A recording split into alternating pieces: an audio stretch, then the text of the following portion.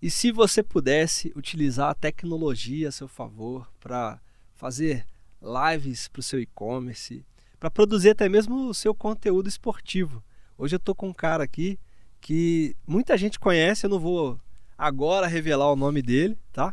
Mas eu quero dar uma palavrinha de um parceiro aqui que tem tudo a ver com esse papo que a gente vai trocar hoje aqui. Eu quero falar da EasyGo, porque eu já conversei com muitos empresários e empreendedores que já se consolidaram no físico, então eles têm lá a sua loja, sua rede de lojas, às vezes até já vendem no WhatsApp, vendem no Instagram, vendem nesses marketplaces que tem por aí, mas não deram o próximo passo, que é o próximo passo para competir com os gigantes, que é ter uma estrutura de loja online que realmente entregue para o usuário usabilidade, para ele sentir assim, tá na hora de comprar, vou comprar agora, eu tenho opções ali para parcelar em mais de um cartão, eu tenho opção de pagar no Pix, tem a questão do frete, tudo isso de um jeito integrado, de um jeito facilitado para esse usuário. Então, se você que está aqui assistindo, ouvindo a gente, estiver pensando em, poxa, será que é o momento certo de eu começar a minha loja virtual? Ou o que eu posso fazer para melhorar a minha loja virtual? A EasyGo criou um diagnóstico para você descobrir qual é o nível de maturidade do seu e-commerce. O que você pode melhorar no seu e-commerce? Eu vou deixar o link aqui na descrição. Dá uma olhada, porque eu tenho certeza que isso pode mudar o jogo do teu negócio virtual, que de repente é um negócio já consolidado no físico, mas que agora você vai conseguir decolar no virtual, tá certo? Outra questão que acontece muito é de pessoas que querem começar um modelo de negócio franqueável, ou até mesmo aqueles empresários que a gente chama de empreendedor em série, né? Que ele investe em vários negócios e ele quer ter o resultado ali final, que é a margem de lucro, né? A lucratividade ali que a pessoa quer ver quanto que vai entrar no bolso de verdade. Pessoal, no food service é muito comum você encontrar uma taxa de lucratividade que gira em torno de 17, 18, às vezes bate ali os 20%.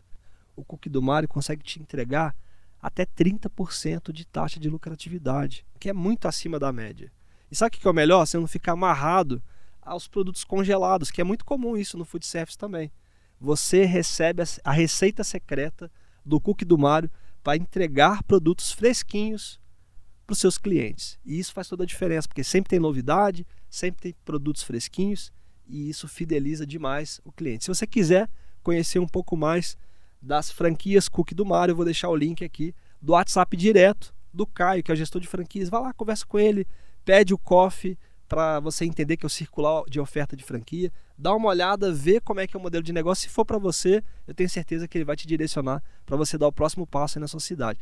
Infelizmente, não tem em São Paulo ainda, mas eu trouxe um Cookie do Mário para você. Tá? Espero que você goste. Obrigado. E agora sim, chegou a hora de apresentar nosso convidado. Muita gente conhece ele a partir de uma frase, né? Uma palavra que fala, acabou! Eu tô aqui com o João Palomino. Cara, que prazer, que honra ter você aqui com a gente. Obrigado pelo convite. E, poxa, a gente estava conversando que você tem uma trajetória interessante, que não é necessariamente como vendedor, mas, como você bem falou, a gente se vende, né? E aí teve seu pai. Eu queria que você contasse um pouco dessa trajetória, assim, da influência que você teve em vendas e o que te levou para o jornalismo e aí depois para a parte política. Como é que foi essa trajetória aí? Eu acho assim, o que vai direcionar muito da nossa conversa é o próprio conceito da palavra venda. Perfeito. E a palavra venda, ela tem um significado para muita gente que é uma troca de um produto por um valor, de um serviço por um valor. No meu caso, do jornalismo, tanto do jornalismo diário quanto do jornalismo esportivo, a venda ela é indireta, mas ela significa quase que o valor da própria venda, né? Porque você defende uma ideia, você precisa chamar a atenção das pessoas, trazer mais gente, elas têm que acreditar naquilo que você está fazendo para que as marcas associadas possam promover o próximo passo, que é da venda direta a essas pessoas. Então tem uma importância gigantesca no contexto, no ecossistema da venda, a participação do jornalista. Não de forma direta, né? Eu nem sou muito fã da venda direta, o que a Globo hoje está fazendo muito e que não fazia anteriormente. É verdade. Né? Hoje os narradores... Eles colocam QR Code e tal. Não, e os narradores anunciam. Os narradores têm um texto, que a gente chama de texto foguete, para anunciar uma marca. Olha só. Né? Para anunciar a promoção. O narrador.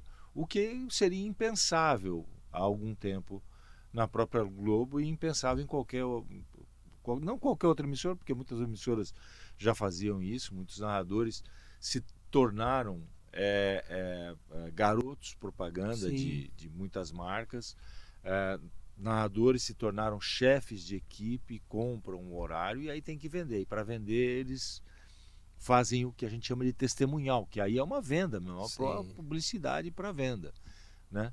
E isso funciona muito bem, porque quando você quer vender algo, o que está no meio tem que ser crível, você tem que acreditar naquilo.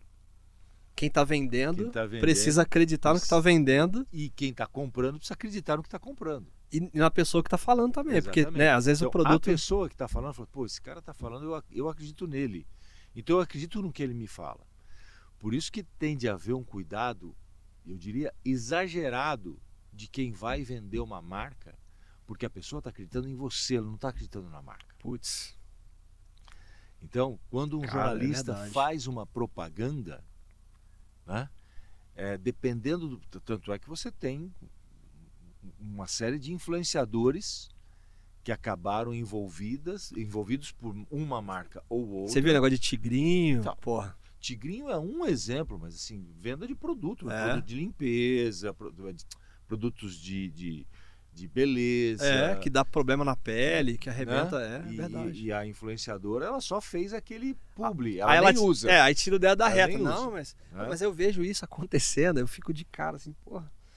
A pessoa não come carne e fazendo propaganda. O que você acha disso, cara? A pessoa não come carne, é vegana, mas tá fazendo divulgação lá da... Na minha visão, pessoal, eu não faria, não pode. Não faz sentido, é crível, né? A marca, como é que a marca crível. escolhe a pessoa, né? Escolhe muitas vezes pelo número de seguidores que tem, né? Pelo engajamento que consegue. Mas aquela pessoa, em geral, não é usuário. Então, acho que é um cuidado primário do próprio influenciador de não se expor. Porque o influenciador hoje, em muitos casos, hoje ele tem condições de escolher quem ele quer e quem ele não quer. Né? Esse modelo de venda está tão solidificado e movimenta um dinheiro tão grande que muitos influenciadores falam, isso aqui eu posso, isso aqui eu não posso. Sim. Isso aqui eu quero, isso aqui eu não quero.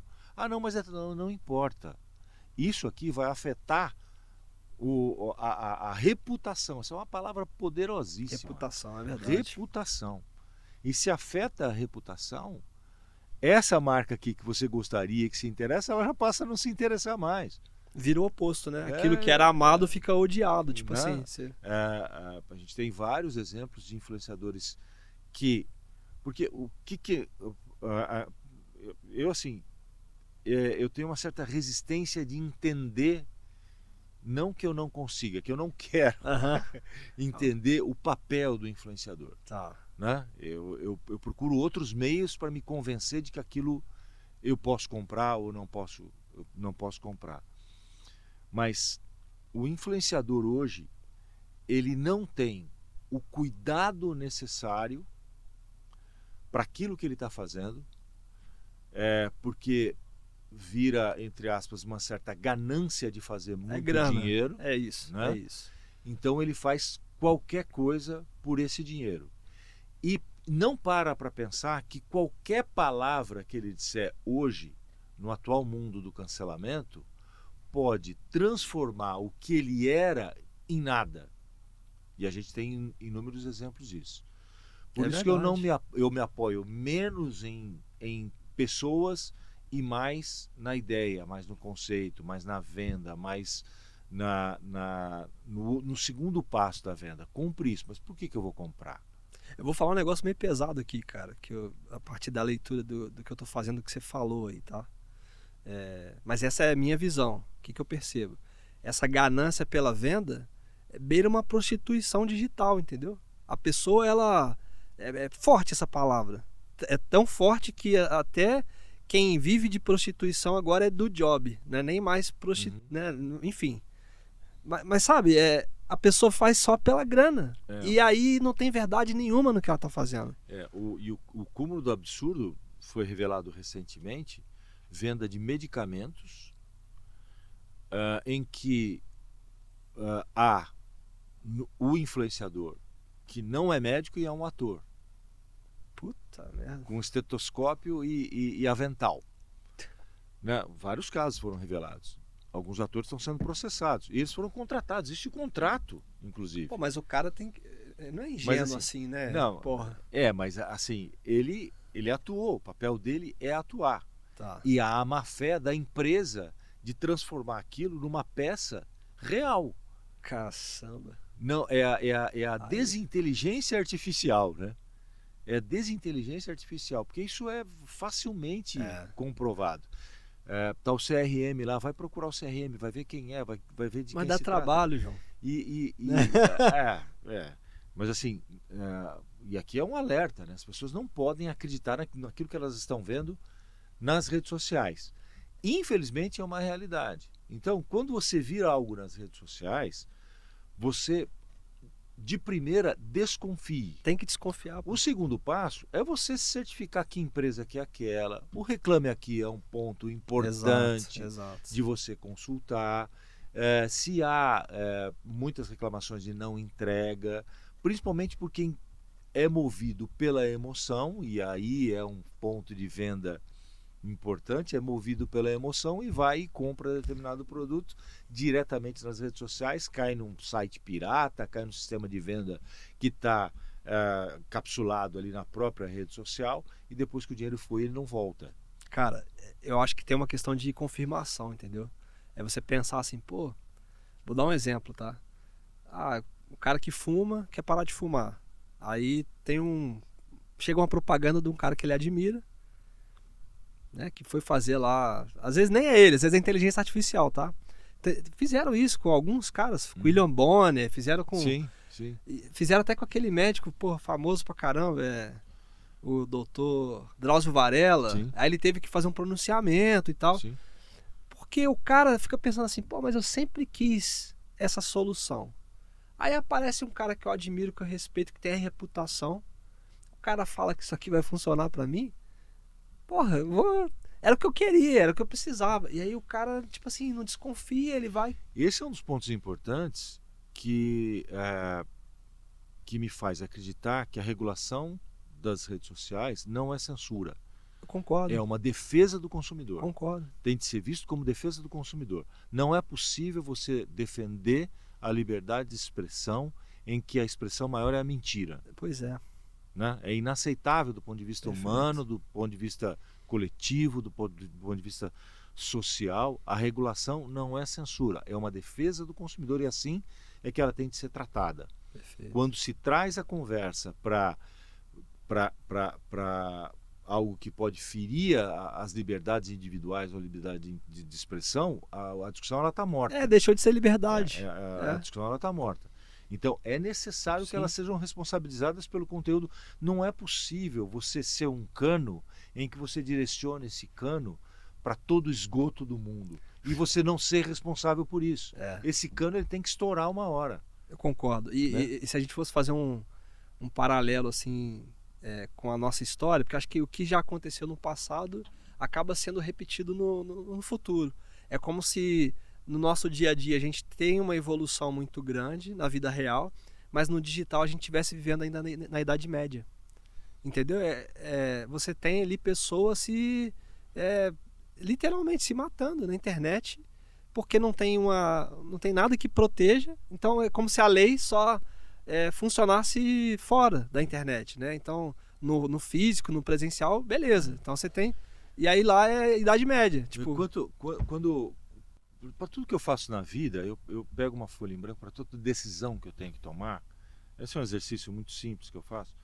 Eu pego uma folha em branco e faço um risco no meio, né? Aí eu coloco lá pontos positivos e pontos negativos. Sim. O que eu vou ganhar, o que eu vou abrir mão, né? Porque mesmo quando você está ganhando, você está perdendo. Mesmo quando você está ganhando, você está deixando de fazer alguma outra coisa, que pode ter um grau menor de satisfação, mas a vida é uma troca constante. Verdade. E existem os pontos altamente positivos e os pontos altamente negativos. Eu fiz essa brincadeira com a internet, né? Então, para toda decisão que você vai tomar, nunca o positivo está balanceado com o negativo. Se o positivo está balanceado com o negativo, não faça nada, porque não tem uma compensação. Agora, quando tem muitas ações positivas, menos ações negativas, é uma mudança que você tem que fazer, é uma decisão que você pode tomar. Você fez uma avaliação de risco aqui. Perfeito. Não, eu sei que isso aqui pode acontecer. E aí fica uma decisão menos emocional, fica mais uma decisão mais estratégica, mais pensada. Se a internet falasse assim, eu quero me avaliar, você vai ter o nível positivo elevadíssimo de como ela é positiva para a vida humana. Sim. De como ela é positiva para os negócios, de como ela é positiva para as pessoas, como ela é positiva para as interações humanas, como ela é positiva para o conhecimento. Perfeito. Como ela é positiva para a medicina, principalmente para o conhecimento. É verdade. Você tem acesso a informações que você nunca buscaria num livro, mas ela está disponível ali na internet. E fácil, né? Num recorte de um médico conceituado, de um filósofo que te traz um novo modo de pensar. Mas o negativo está no mesmo nível. Então você tem a mentira, você tem a destruição de reputações de empresas e de pessoas, você tem o uso da pornografia infantil, você tem acesso de pedófilos muito fácil a conteúdo infantil, você tem a comunicação marginal, você tem os golpes. Então, elas se equilibram. E a gente talvez tenha que viver com esse equilíbrio durante muito tempo para tomar as nossas decisões. Mas a gente tem que saber o que é negativo e saber o que é positivo. Porque aqui a gente está usando o negativo para tentar destruir o que existe de positivo. E o que existe de negativo? Fake news. Pra caramba. Não é possível, é inaceitável um político defender a liberdade da expressão. Não, a nossa liberdade... Mas espera aí. Na época da pandemia, aí você vai... Acho que você está entendendo minha posição política, inclusive. Total, com certeza. Né? Então, na época da pandemia, na época de qualquer eleição, enxovalham a vida das pessoas com mentiras. Mas é o que faz ganhar, pô. É o que Enquanto nós estamos perdendo. Exato. E nós não estamos perdendo do ponto de vista eleitoral, estamos perdendo do ponto de vista humano. Né? Quando você destrói a reputação de uma pessoa, essa pessoa provavelmente ela não tenha armas para se defender, não tenha armas, nem tempo suficiente para responder, e em geral a resposta nunca tem o mesmo impacto do que a mentira que foi contada. Pô, você já deve ter ouvido falar dessa história, né? Que a mentira e a verdade foram tomar banho na praia. Já viu essa frase? Já? É interessante, né? Mas eu vou contar aqui para quem não conhece. A mentira e a verdade foram tomar banho, né? E tava muito calor. Aí a mentira, pô, entra na água, né? Tá gostosa a água e tal. É a verdade, não, pô, só queria pegar um solzinho aqui e tal, né? Molhar o pé. Não, pô, vem cá. Aí a verdade começou. Não, pô, tira a roupa, vem sem roupa mesmo, cara, que, né, tá maneiro aqui. Aí a verdade entra lá na água junto com a mentira. E aí, quando ela vai dar um mergulho, a mentira pega a roupa da verdade e sai por aí. E a água tá gelada. E aí, o que dizem é que é isso que acontece hoje em dia, né? A mentira tá vestida de verdade. E é o que a gente vê, o uso indevido da liberdade que as pessoas têm,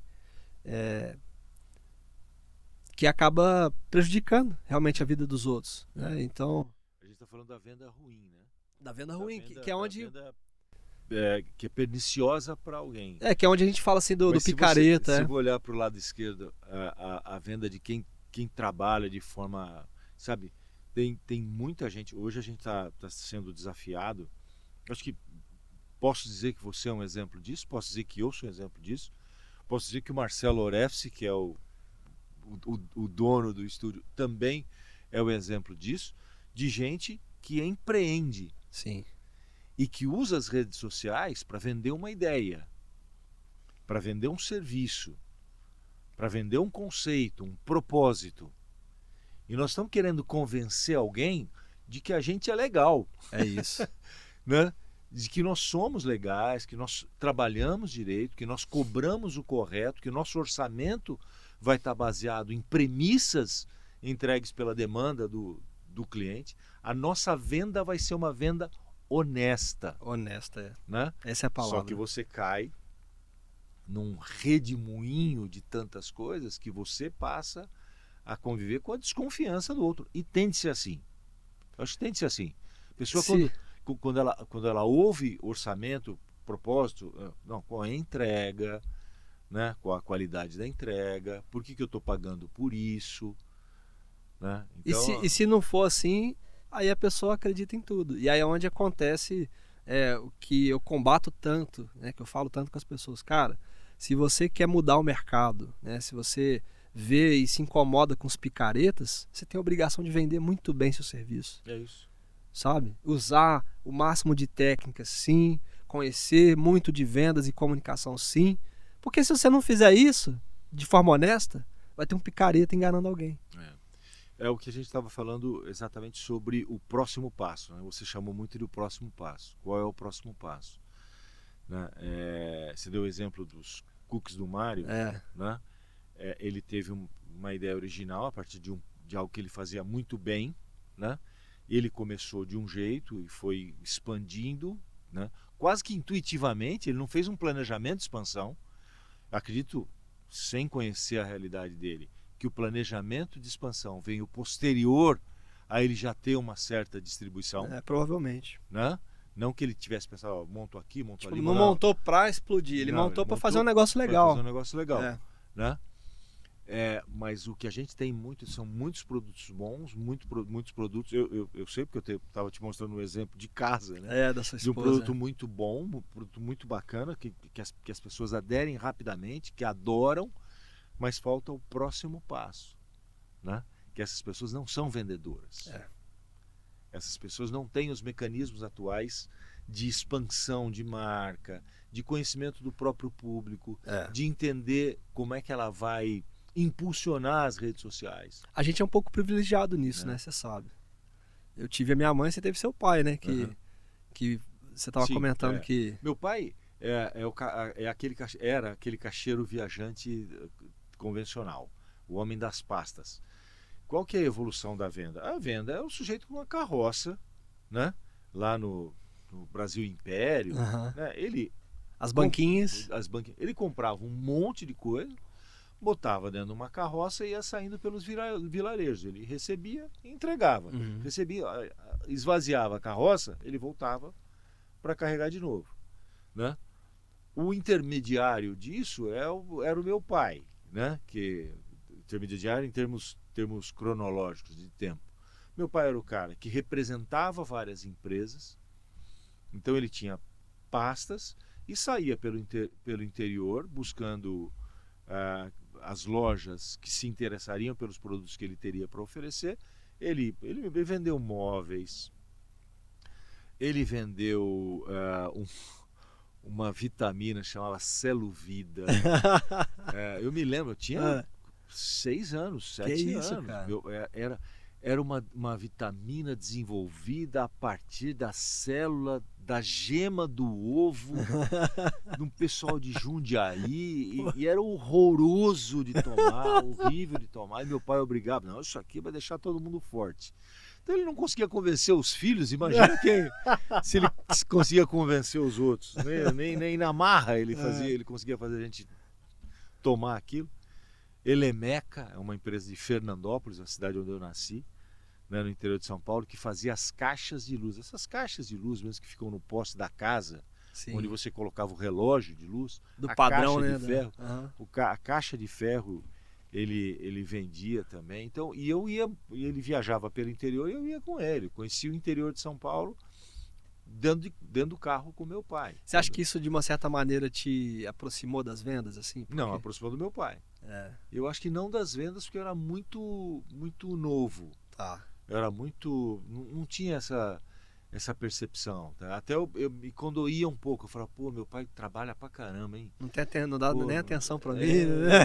Pô, ele tem que sair, ele tem que viajar, come fora, dorme em cada lugar. Mal pra Né? caramba. O carro dele tá sempre quebrado.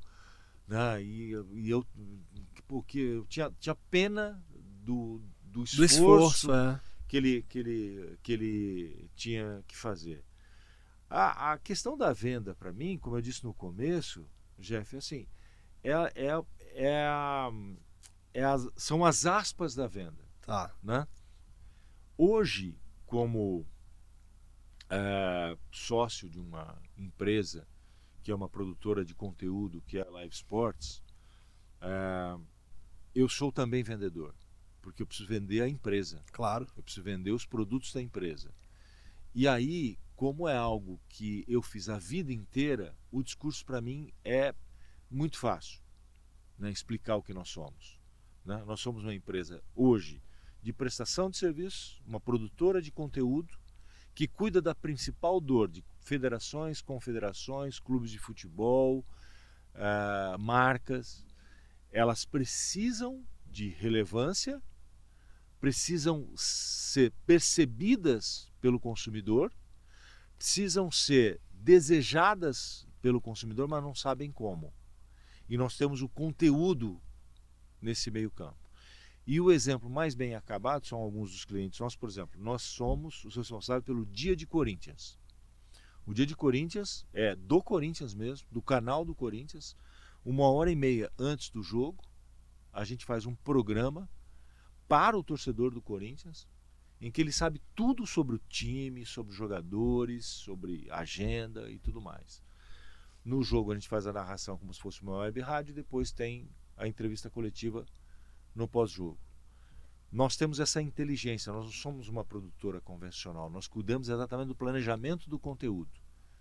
Porque o Corinthians não vai ter gente para fazer isso, não vai ter gente preparada ou treinada ou que tem essa vivência que a equipe da Live Sports tem. Expertise, né? Expertise. Você passou por uma trajetória tão grande na TV, né? Isso te trouxe uma bagagem para... Outro bom exemplo, Rally dos Sertões. Rally legal. dos Sertões é uma ilha de produção de conteúdo. E nós estamos indo agora para a 5ª temporada com o Rally dos Sertões. O que nós fazemos? Nós fazemos todo o planejamento de produção de conteúdo antes e durante o Rally dos Sertões, para entrega no canal do YouTube e para parceiros do Rally dos Sertões. Bacana. Então a gente conta as histórias, a gente faz a transmissão ao vivo do evento, a gente conta o que aconteceu durante o evento. E o Comitê Olímpico do Brasil, que nós somos responsáveis por todas as transmissões hoje do canal do YouTube do Comitê Olímpico do Brasil, que é o Time Brasil. Se chama Time Brasil, o canal do Comitê Olímpico do Brasil.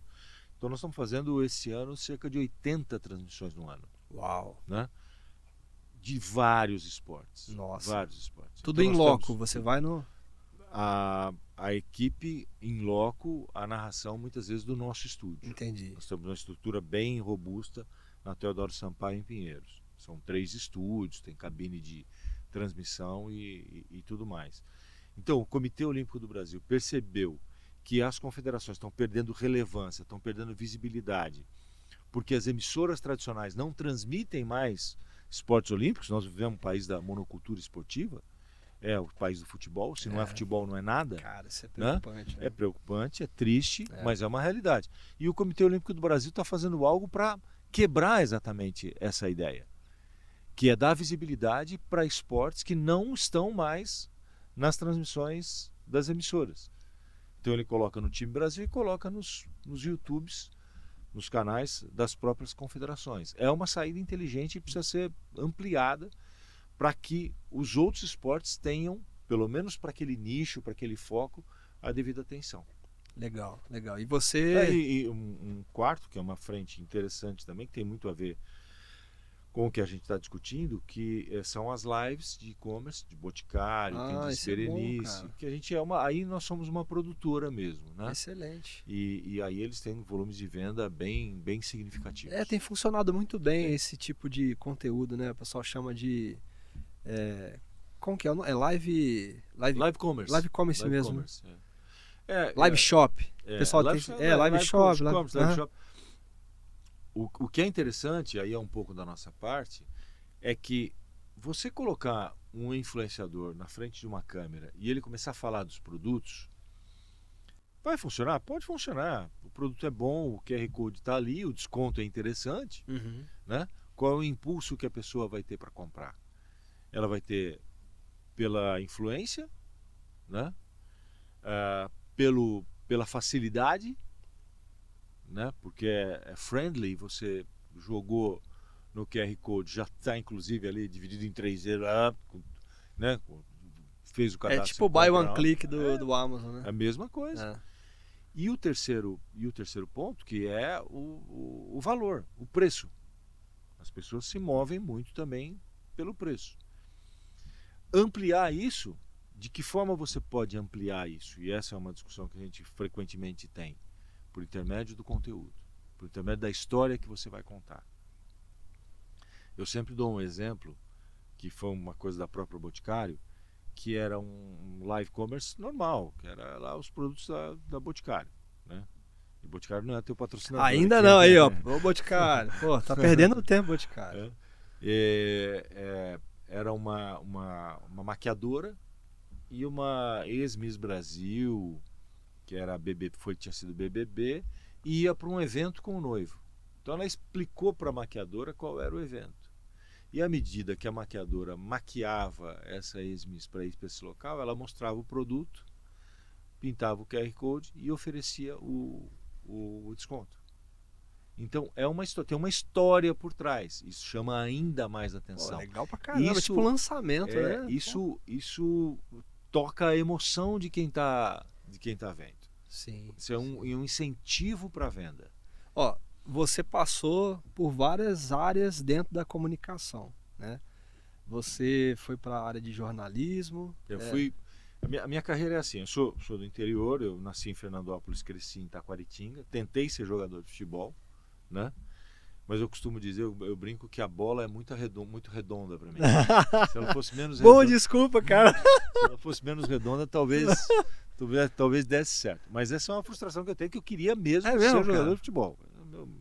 Era o meu grande sonho, mas tecnicamente futebol é assim, poderia até me esforçar, mas eu não seria um cara... Não seria um Ronaldo? Não, mas nem de longe. Depois eu fui para Campinas, estudei em Campinas, fiz faculdade em Campinas. Depois da faculdade eu tive uma experiência rápida em Brasília, fui contratado em Campinas, tive a minha primeira experiência em televisão na TV Metrópole, fui contratado pela Manchete de São Paulo, onde eu fiquei 3 anos, depois eu fui para a Cultura, fui para o SBT na época do Aqui Agora, do jornal do Boris Casoy, da Lilian Vitfib, fui repórter do jornal da Lilian e do jornal do Eliakim da Leila, e depois voltei para a Cultura e da Cultura fui para a ESPN. Trabalhei um tempo na Cultura e na ESPN, mas na ESPN desde 95 até 2012. Que aí foi mais pro esporte aí, né? A partir desse momento. Não, mais pro esporte não, totalmente pro esporte. Que era o meu grande sonho, porque eu sempre, como eu não dei certo como jogador, eu gostaria de ser narrador. Mas para ter contato com os jogadores seria... Não, porque eu gosto do futebol, do esporte. Do esporte. Gosto do esporte. Tá. Eu me considero um narrador olímpico, eu não me considero um narrador só de futebol. Legal. Tem narrador que está identificado muito com o futebol, mas tem narrador que o narrador é capaz de fazer qualquer transmissão de qualquer esporte. E eu sou assim, eu sou capaz, eu tenho conhecimento para fazer transmissão de qualquer esporte. Até 2012, quando eu assumi a vice-presidência de jornalismo e produção da ESPN, onde fiquei durante 8 anos, 7 anos, 7 para 8 anos. Então, eu sempre estive, eu estive no mesmo ambiente, mas eu costumo dizer em profissões diferentes. Entendi. Porque quando você é repórter, você faz uma matéria, você grava 40 segundos de texto. 1 minuto e meio de texto, não mais que isso. Se você entra ao vivo, é 1 minuto e meio de stand-up. Quando você se transforma em narrador esportivo, você pega umas transmissões que você fala durante 3 horas, durante 4 horas. E tentando né? manter a Então, retenção, né, da audiência. Completamente diferente. Putz, É com completamente certeza. diferente. E depois, quando eu vou para a vice-presidência, você passa a lidar com gestão. E é convencimento. É liderança. É time. É, É time. Formação de time, manutenção de time, construção de time, expansão de time. Todo o tempo assim, né? E a gente falava antes, né, Jeff, sobre o narrador, sobre esse conceito de venda do narrador. Eu costumo dizer que o Luciano do Vale e o Galvão Bueno sempre foram capazes de transformar um jogo ruim num embate épico. Pelo poder de venda do conteúdo que eles tinham. Você acha que é a entonação do cara? Não, a entonação é parte importante disso. A entrega que ele dá para o jogo é parte importante disso. Mas ele conseguia tocar o emocional de quem estava assistindo. Até mesmo para o cara discordar e não gostar, mas ele continuava assistindo. Ou seja, o hater aqui é bem-vindo, né? Porque é uma presença. É uma presença. Eu costumo dizer que o Galvão Bueno é capaz de narrar com emoção uma fila de supermercado. Ele é capaz de narrar com emoção uma fila de supermercado. Ele vai descrever a fila de supermercado, a senhorinha que está com a sacola com 2 produtos, está atrás de um cara gigante que está com 2 carrinhos, esse deve ter 4 filhos, ou está levando tudo para o acho que é muita coisa, meu amigo. Ele é capaz de fazer isso e ele vai te entreter. Caramba. Então, mas você acha que nasce com isso ou se aprende? As duas coisas. Pode ser as duas coisas, né? Porque tem gente que fala que é dom, né? Tem algumas pessoas que nascem com uma vocação de comunicar. Elas não são bonitas, elas não têm uma boa voz, elas muitas vezes foram muito tímidas ao longo da vida, mas quando você bota o microfone na frente da pessoa, ele se torna engraçado, ele se torna interessante, ele se torna convincente. Agora, tem muito de treinamento também, né? Mas o treinamento é muito voltado para a parte técnica. Tá. O emocional já não é assim. O emocional já é nato. Eu acho que o emocional é muito nato. Essa coisa de você conseguir convencer. E eu costumo dizer também, e isso é um ponto muito interessante, meu pai usava uma frase, tem certas pessoas que se tivessem uma galinha, a galinha se escava para frente, não para trás.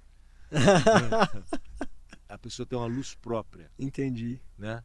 A pessoa que, se não fosse conhecida, se não fosse famosa, se ela chegasse num lugar, ela ia chamar a atenção do mesmo jeito.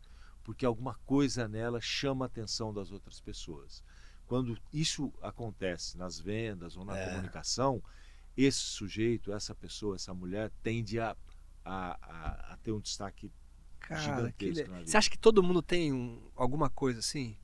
Porque, a gente está falando especificamente da venda. Eu não sou a pessoa mais habilitada para dizer isso. Mas, assim, o ter ou não ter é menos importante do que onde isso vai ser provado. Porque se você pode ter determinada habilidade, você gosta de determinada coisa, mas a tua habilidade não é para aquilo, mas você gosta muito daquilo. Entendi. Você acaba ficando bom porque você gosta. Se você se dedicar... Existe uma frase assim, você faz o que você gosta. E eu falo isso muito com os meus filhos. Você não tem que fazer aquilo que você gosta. Você tem que gostar daquilo que você faz. Porra. Principalmente no mundo de hoje. É verdade, cara. Principalmente no mundo de hoje. Mas, porque, por exemplo, eu pensei em ser vice-presidente de uma empresa multinacional como a ESPN? Não. Foi um movimento importante na minha carreira? Foi um movimento importante. Eu queria aquilo? Olhando para trás, eu digo para você que não. Naquele momento, eu tomei aquela decisão com as informações que eu tinha naquele momento.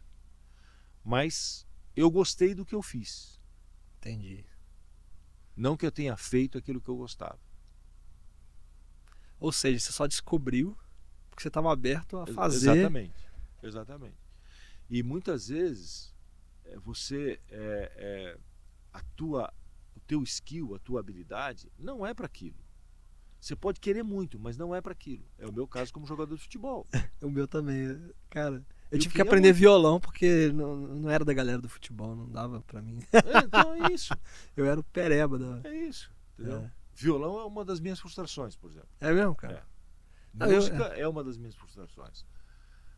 Mas não tenho. Então eu posso me tornar um cara que toca violão? Pode ser, mas eu vou tocar Leãozinho, que é simples. Mas é o que eu faço, pô. É o que eu faço. Mas é isso, né? Eu achei interessante isso que você falou, porque a gente vive um momento na nossa sociedade que essa frase de trabalhe com o que você ama e nunca mais você vai precisar trabalhar na vida, não sei o quê, que as pessoas reforçam tanto o fato de que você precisa escolher algo relacionado à sua paixão e tudo mais, e as pessoas acabam ficando frustradas porque às vezes, cara, dependendo da classe social que você vive, cara, você tem que trabalhar para comer, bicho. É isso. E outra coisa, hoje a gente está entrando numa era, por mais que eu seja crítico a esse, que eu acho um déspota, alguém desprezível como Elon Musk, né?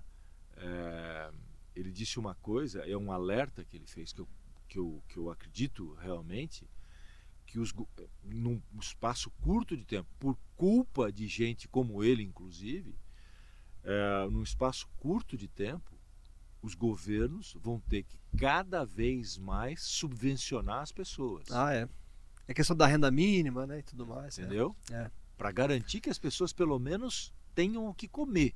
É real. Porque hoje, quem é pai sabe o sufoco que os filhos estão passando e passarão para conseguirem sobreviver num emprego.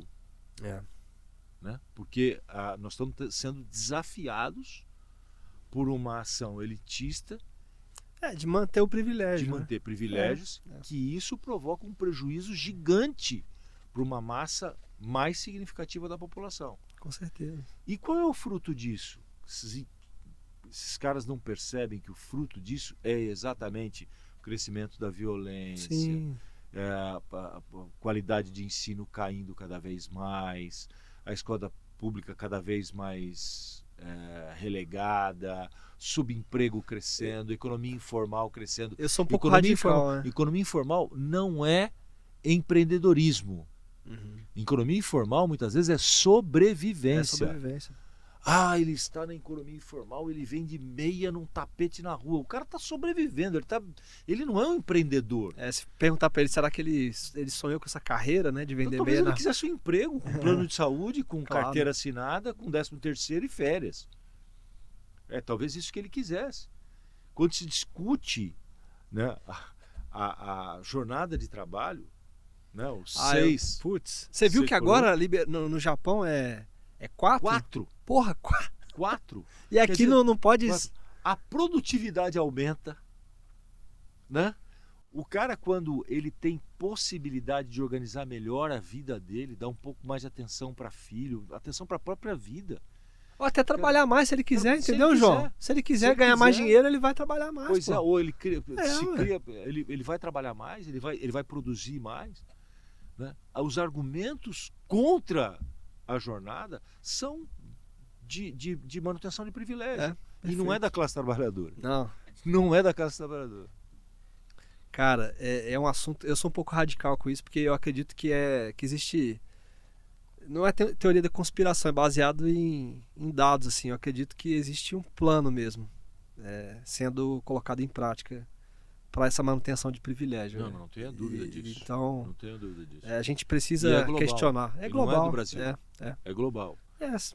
É porque o poder está na mão de poucos. E esses poucos que pouca gente conhece. Então, quando você vê pessoas tendo acesso a uma condição melhor e essas pessoas começam a questionar, não, mas eu tenho direito a isso. E tem direito a isso. Sim. as pessoas começam a questionar, começam a exigir, há um incômodo generalizado. E esse incômodo me incomoda ainda mais. Cara. E aí, conectando isso com venda, eu acredito tanto na venda porque é uma forma da gente, por exemplo, a gente está aqui vendendo uma ideia. Esse diálogo aqui sobre essas questões que do nosso ponto de vista deveria ser diferente, é uma venda de ideia. Sim, sim. E vai ter gente que vai discordar, vai falar assim, cara, não concordo e tal. Não compra a ideia, não tem problema nenhum. Tá tudo certo, né? Não tem problema nenhum. Eu acho que a gente vive... Mas tem de ser dado o direito de você expor a sua ideia. E até isso querem tirar da gente. E aí, assim, a diferença entre você expor tua ideia e você, de repente, ser contra a pessoa e não a ideia em si. Entende o que eu quero dizer? Sim. Então, Sim. às vezes, eu torno pessoal isso aqui. Porque o argumento, ele é fraco. É fraco. E aí a fragilidade... Quando ele existe, ele é fraco. Aí você torna isso pessoal. Né? Você fala... Eu vi uma entrevista ontem e é algo que está tocando muito a gente. Nós estamos num lugar aqui que a 30 metros um delegado foi assassinado num assalto. Né? A região que nós estamos, ela está ficando difícil de circular. Né? A gente parado na frente da empresa, eu fiquei preocupado ali. Né? Porque você parado na rua hoje em São Paulo é uma grande preocupação. Né? Então, esse discurso que vem que bandido bom é bandido morto é puramente falta de argumento para encontrar saídas para evitar esse tipo de situação. Para encontrar os caminhos que você tem que discutir para evitar esse tipo de situação. A gente saiu um pouco do... Não, mas eu acho que é interessante aqui, porque a gente está ainda vendendo a ideia, né? E assim, o mais importante quando a gente fala de não só da vida pessoal, das ideias que a gente vende, mas também dos negócios que a gente vende, é entender, né, para quem que eu estou comunicando isso. Porque se a gente não entende para quem a gente está falando, é difícil da pessoa compreender o nosso ponto de vista, né? Tem aquela imagem lá do 6 e do 9, né? De um lado, do lado direito a pessoa vê um 6, do outro lado a pessoa vê um 9. Já viu? Sim. Isso, na minha área, a área da comunicação, foi uma mudança significativa que explica muito as vendas. Né? Porque há bem pouco tempo, não é muito tempo não, há bem pouco tempo, o consumidor era um consumidor passivo. Tá. Né? Ele era ativo na hora de passar o cartão, assinar o cheque ou entregar o dinheiro. Até então ele era passivo. Então, assim como na transmissão esportiva, você tinha as emissoras que faziam os campeonatos, que transmitiam os campeonatos, e você tinha lá na ponta quem recebia aquilo. Né? Essas transmissões esportivas eram recheadas de marcas que expunham as marcas para quem estava na ponta. Uhum. Né? Esse da ponta recebia aquela informação, ia no supermercado, ia na loja, ia no bar, ia onde quer que fosse, no shopping, e consumia aquelas marcas a que ele era exposto. Certo? Certo. Sempre foi assim. Sim. Né? Chegou um momento em que essa pessoa da ponta passa a ser o protagonista dessa história. Ele fica mais ativo, né? Ele fica mais ativo. Ele é mais exposto a outras informações, a mais informação. Ele é bombardeado por informações continuamente. Seja pelas redes sociais, que são um fenômeno muito novo na vida humana. Né? E talvez por isso a gente tenha esse monte de problema. problema. E a antropologia ainda vai explicar as redes sociais, porque a gente não vai conseguir. É verdade. Ele é exposto às redes sociais, ele é exposto a outras formas de consumo e ele passa a escolher não o que era entregue para ele, mas o que ele queria ver, onde ele queria ver, por intermédio do que e a hora que ele queria ver. Então, você produzir aquele conteúdo, aquela publicidade, já não bastava mais. Você tinha que encontrar os corredores que levassem a esse consumidor. E o consumidor, a partir desse momento, dessa quebra de paradigma, nunca foi tão estudado, nunca foi tão pensado para venda como agora. É verdade, cara. É verdade. E nunca houve tantos mecanismos ou tantas ferramentas que pudessem estudar esse consumidor e te levar para ele de alguma forma.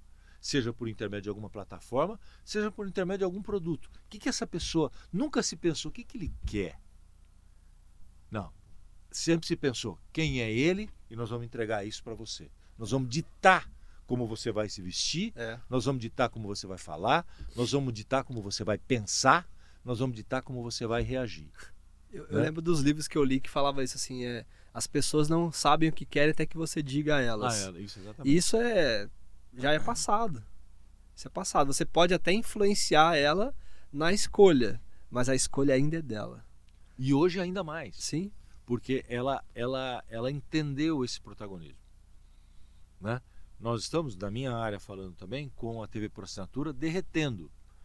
Por que ela está derretendo? Porque as pessoas falam, eu não preciso pagar a TV por assinatura, eu quero assistir só isso aqui. Eu não preciso ter 200 canais, eu quero só ter um. Aí paga o streaming. Eu pago 20% do valor e tenho aquilo que eu quero. Exato. E aí se você não está afim mais de ver aquele streaming, você cancela a assinatura e pega outro. Caramba. Né? Caramba. Então a gente vive uma... E assim, é um mercado em acomodação. Sim. Tá? Haverá essa acomodação? Eu vim pensando nisso vindo para cá. Porque nós tivemos uma conversa muito interessante com um grupo estrangeiro ontem e eu falava exatamente isso. O mercado brasileiro é um mercado em constante acomodação. Essa acomodação vai existir? Vai se acomodar? Eu acredito que não, nunca mais. Eu também acho que não. Nunca mais.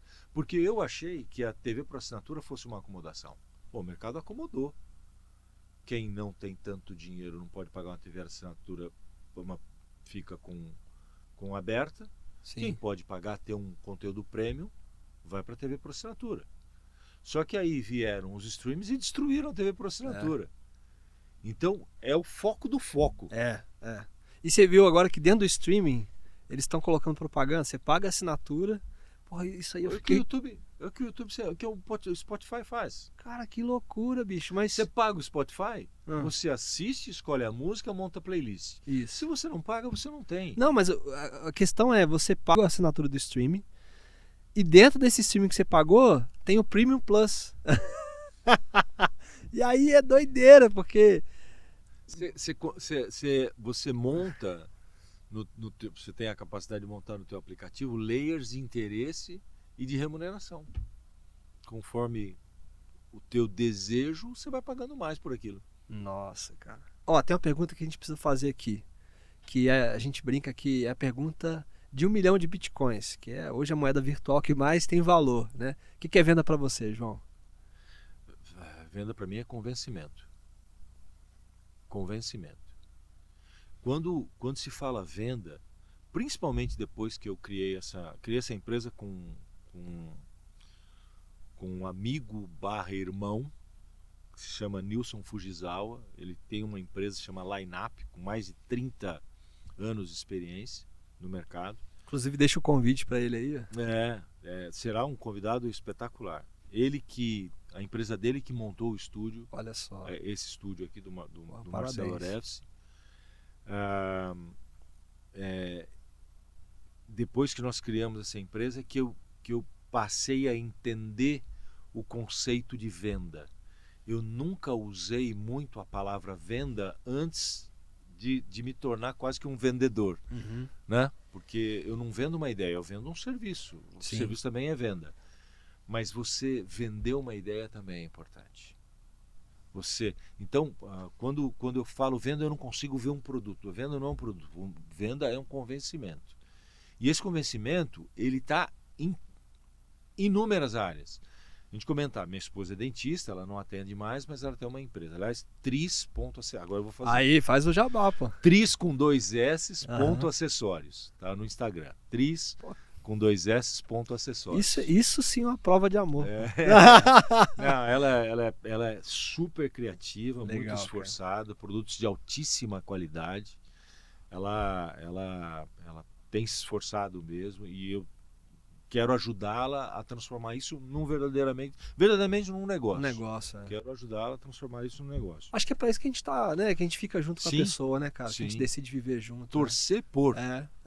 Né? Torcer por, não torcer contra. Com certeza. Torcer por.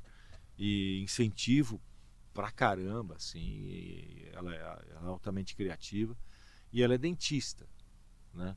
Então, qual que é o papel do dentista? Você chega com uma dor de dente, senta, né? O dentista trata a sua dente, você paga por isso e ele vai embora. Não é assim mais. Ela fala isso, não é assim mais, né? Ele vai ficar com um pouquinho mais de dor de dente porque vai ter uma conversa prévia, um convencimento de que o trabalho que ela faz é apropriado, que ela é uma profissional adequada, que é uma profissional preparada para aquilo. E você coloca isso para medicina, você coloca isso para cinema, você coloca... Quando um roteiro de cinema precisa ser viabilizado, alguém tenta convencer alguém de que tem que pôr dinheiro naquilo. Isso é o quê? É venda. É venda. É venda. Perfeito, cara. Ela está travestida de um outro formato. É um outro nome, mas então, pro conceito igual. A gente continuamente está se vendendo. Mesmo quando você...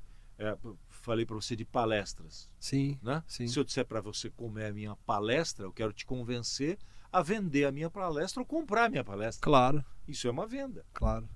E a gente faz isso continuamente. Com as pessoas que a gente decidiu viver, né? Você faz isso com a tua mulher, eu faço isso com a minha mulher, com as pessoas que a gente faz negócio.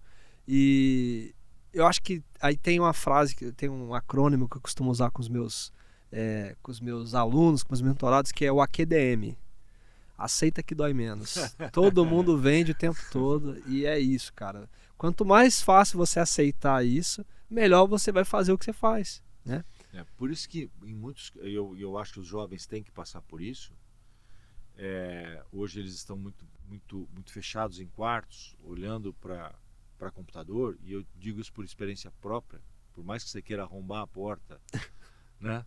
Não que eu arrombe, em casa não tem porta fechada, não tem porta fechada. Tá certo. Não.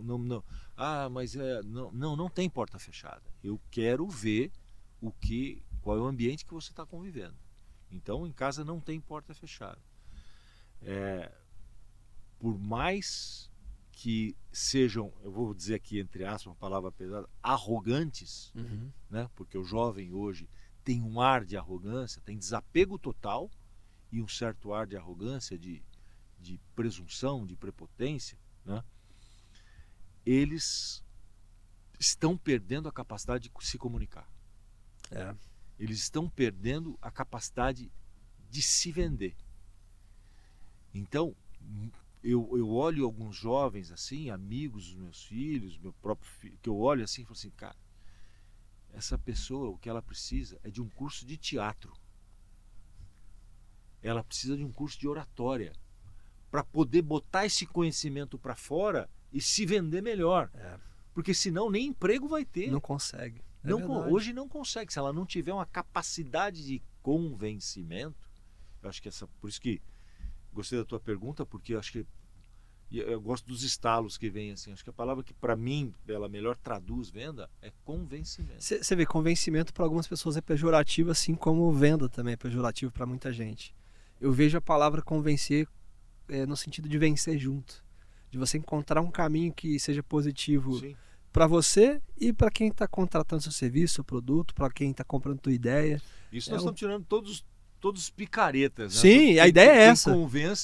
Quem convence e acaba arrebentando com a empresa porque não cumpriu, não entregou. Sim. E a punibilidade existe no dia a dia. Eu nem acho que é convencimento, eu acho que é enganação, bicho. Sabe, o cara é isso aí. O enganador, eu acho que ele até vende. O enganador vende, mas ele não tem LTV, ele não tem continuidade. Ele vende uma vez e ali ele já queima a reputação dele.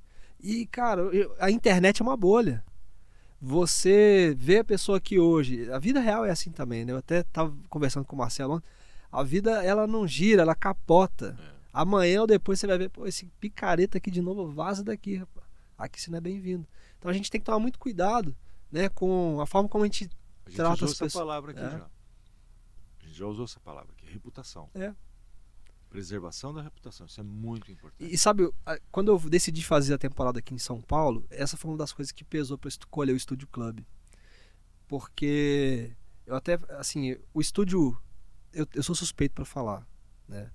A gente tá no 19º episódio contigo aqui. Então passaram muitas pessoas legais aqui que a gente aprendeu pra caramba. E a estrutura aqui pra mim é incrível. Mas eu queria saber, assim, eu já sei pelos bastidores que você tem meia culpa, tá? Desse estúdio aqui ser o que é. Mas eu queria saber a tua opinião, assim, sincera. Se você não gostou do estúdio, se você não gosta do trabalho aqui, eu vou cortar, não vai nem pro ar. Mas o que você acha? Sob nenhuma suspeita. Eu me considero amigo, irmão, como sou do Nilson, sou do Marcelo também. A gente sempre trabalhou muito bem juntos, seja no mundo corporativo, na ESPN, que nós interagimos continuamente, né? Apesar do Marcelo ser da área comercial, ser da área de conteúdo, eu sempre fiz questão de dar suporte e ele sempre fez questão de dar suporte também. Fizemos muitos projetos interessantes juntos. Torço muito por ele. Acho que a estrutura é espetacular, é fantástica. E estou falando isso sob nenhuma suspeita. Sim. Agora, sob suspeita, é demais, é sensacional. É isso. Então, assim, deixa a sugestão aí para você que está assistindo esse episódio, para você que está nos ouvindo. Às vezes você está pensando, poxa, como é que eu dou um próximo passo aqui no conteúdo que eu quero fazer de qualidade? Às vezes é um conteúdo para tua empresa, às vezes um conteúdo, até um podcast que você quer fazer, um programa de TV, gravar com a tua banda. Aqui é o lugar certo, tá? É o lugar certo. O Estúdio Club. E tem uma coisa. A gente está falando muito de internet, do modelo de internet, da linguagem da internet. As pessoas, muitas vezes, elas não sabem o que é bom. Uhum. Né? Então, você está num estúdio de alta qualidade, monitor de alta qualidade, microfone de alta qualidade, câmera de alta qualidade, iluminação de alta qualidade, espaço de alta qualidade. As bandas podem gravar aqui, como você falou. O software é o mais avançado para você fazer mixagem. Tudo sensacional, né? Muitas vezes a pessoa ela não percebe que existe tudo isso por trás. Exato. Né?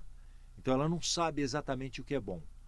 Mas dá uma chiada no microfone, deixa uma luz rebatida ruim, o monitor torto, o som da guitarra mais alto do que o do baixo ou da bateria, vê se a pessoa não percebe isso. Na hora. Então, a primazia, assim, a possibilidade de você ter qualidade é você primeiro não incomodar a pessoa. Caramba. Né? Primeiro você não incomodar. Se você não incomodou, primeiro passo. Dali para você... Super expectativa. Né? E a internet hoje, ela quer coisas de qualidade. Sim. Ela busca coisas de qualidade. Quem está assistindo ali, se vê um cara todo troncho, né? Aquilo lá começa a incomodar e a pessoa ela assiste 30 segundos e já... E hoje já o que a gente tem de maior valor é a atenção das pessoas. Né? Tá todo mundo competindo pela atenção. É isso aí. Ô João, antes da gente encerrar, eu queria saber se tem alguma coisa que você gostaria de compartilhar com as pessoas. Eu sei que você está envolvido com um monte de projeto muito legal, que você citou alguns deles aqui.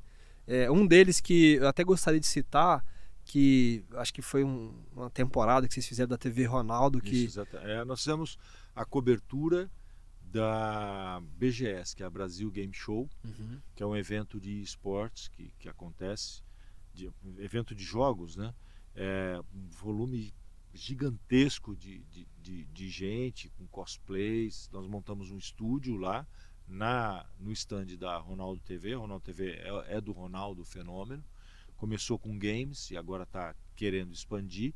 Nós fizemos esse primeiro momento que foi muito bom, foi muito bacana. Conheci muito mais do mundo dos influenciadores, né? Ensinado pelo meu filho de 10 anos. Que legal. Que se eu pudesse deixar algo aqui, se eu pudesse falar algo que a BGS me ensinou, é que, e eu pratico isso, né? Posso falar com tranquilidade porque eu pratico, quando você achar que você já sabe de tudo é quando você sabe de nada. principalmente hoje, principalmente no mundo da comunicação hoje. As figuras e as pessoas que estão surgindo hoje. Você tem que aprender com elas. Porque o resultado final é você convencer alguém de alguma coisa. Então, se o intermédio for esse, né, e se você não tiver o preconceito de lidar com esse mundo, você vai entender como a comunicação e como você pode interferir, como você pode influenciar também. Sim. Porque não adianta também a gente ficar em casa falando assim, pô, esse negócio de influenciador não serve para nada, influenciador... Só falando mal, não, né? Mas peraí, talvez aquele modelo de influenciador não seja legal, mas tem um tipo de influenciador que seja bem legal de você colocar. Perfeito. Eu acompanho, eu vejo muita rede social, por dever de ofício, mas também por gosto. Eu acompanho muitos... O Cortella está lá. Leandro Carnal está lá, né? O Clóvis de Barros está lá. Vocês são são pensadores. Só gigante, pô. Eu adoro são pensadores. o conteúdo deles. Né? São pensadores. Médicos, esses médicos, não atores, médicos, né? Que falam sobre as doenças da alma, que falam sobre as doenças do espírito, que falam sobre as doenças emocionais. Que hoje estão afetando os nossos jovens. Perfeito. Né? Busque esse conhecimento. Você não pode ter preconceito contra isso. Porque vai te ajudar, porque é né? conhecimento. Porque é conhecimento. Se aquele tipo de influenciador, aquele conteúdo não te agrada, você tem todo o direito e a facilidade de dar um swipe. Perfeito, cara. Tem algum livro, algum conteúdo que você gostaria de indicar para as pessoas? Eu leio, eu gosto muito de ler biografias. É mesmo? Né? Qual que te impactou mais assim? A do André Agassi, eu acho espetacular. Estou lendo agora do Carlo Ancelotti, né? Recomendo a do Fernando Meligeni também, que é muito legal. Ele tem 2 livros publicados. Eu gosto muito de biografias. Legal. Bastante. Eu vou assistir aquilo que você me falou do Ronaldo também. Sim. Eu não assisti ainda. Que está na Globoplay, que é a história do Ronaldo Fenômeno. É legal porque pela primeira vez você percebe ele conversando com o Roberto Carlos sobre o que aconteceu na Copa de 98. E ali não é uma entrevista, é uma conversa entre amigos. Aí é leve, né? E é leve. Então ele fala de forma despudorada. Né? E você percebe a gravidade que foi aquilo. Quando a mãe dele dá um depoimento sobre... Assim, o Brasil estava preocupado em perder a Copa, eu estava preocupado em perder o filho. Putz. É muito forte isso. Caramba. É muito forte isso. Né? Então, legal. Vale a pena. Para a gente ter certeza que as pessoas ficaram com a gente até o final, a gente precisa ter uma palavra-chave aqui. Porque é assim, você vai enviar, e a gente sabe que vídeo longo não é todo mundo que assiste. Né? Às vezes a pessoa vai ficar ali um tempo... Mas, pô, tem aquelas pessoas que são nossos fãs, né? Que às vezes é a família, são os amigos. E aí, para garantir que eles ficaram até o final com a gente vai colocar um indicador aqui, tá? Que é uma palavra-chave, que não pode ser o nome da sua empresa, nem seu nome, mas a gente vai escolher uma palavra, que pode ser uma pegadinha também, que elas vão escrever nos comentários. Eu queria que você escolhesse essa palavra. Puta. que você... Quando você começou a falar, me veio uma palavra que eu acho que guia a minha vida, que guia a minha família, que é Deus. Pô, Deus. Que bacana, Nada cara. mais tem importância. Quando você começou a ter uma palavra-chave, se ele perguntar qual é, eu vou falar que é essa. Poxa, que legal. É isso que me move. Pô, encerramos muito bem. Então, se vocês escreverem a palavra-chave Deus aqui nos comentários, saberemos que ficaram com a gente até o final desse papo. João, cara, muito obrigado. Eu que agradeço. Pô, foi sensacional, eu aprendi muito contigo. Parabéns pela trajetória, que você continue com essa visão de evolução e contribuindo com as pessoas através do trabalho que você faz, que é brilhante, tá? E desejo que, poxa, influencie positivamente nessa era que a gente está precisando mesmo de boas influências, né? E, cara, só agradecer mesmo, brigadaço, tá? Obrigado. Valeu. Um prazer. E se vocês ficaram com a gente aqui, também não deixa de se inscrever no canal. Eu vou colocar também as redes sociais aqui do João, no LinkedIn. João Palomino. Então vai lá, João Palomino, encontra ele, vai lá tirar dúvida com ele, de repente, de alguma coisa sobre alguma narração que ele fez. Pode me acessar que eu passo para o tris.acessórios, que é também. Aí, ó. Porque eu vou fazer o seguinte, eu vou colocar o dela aqui também, tá? Então @tris.acessórios. Tris.acessórios, tá aí a declaração de amor. E a gente se vê, pessoal, no próximo episódio do Tudo é Venda. Muito obrigado.